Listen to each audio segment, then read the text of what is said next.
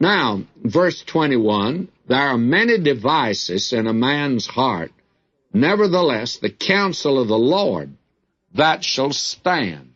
Now, man comes up with many explanations, many solutions, but God is the only one that can give you the right kind of advice. Now, verse 22, the charm of a man is his kindness, and a poor man is better than a liar. That is a strange one, is it not? You see, the charm of a man is his kindness. How many folk do you know like that? They're kind, generous, lovely folk. And now we're back with the poor man, this poor relative, that came for dinner and stayed for a couple of years with you.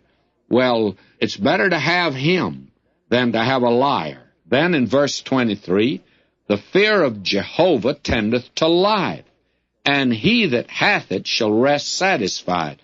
He shall not be visited with evil. Now this idea that you're to fear God, and that means you're to cringe, and that you are to be in dread all the time, and you're to move like that. Well, may I say that this proverb makes it very clear that real fear of God, it means that now you can rest satisfied. To fear God means that you recognize Him, you've looked to Him, you've accepted Him, you want to follow Him. Now you can rest satisfied. That's what real fear of God is, and that is something we need to note. Now, here is one that is humorous, verse 24. A slothful man beareth his hand in the dish, and will not so much as bring it to his mouth again. And that means a man can be so lazy that he can put his hand down in the dish to eat, and he's too lazy to put the food up to his mouth.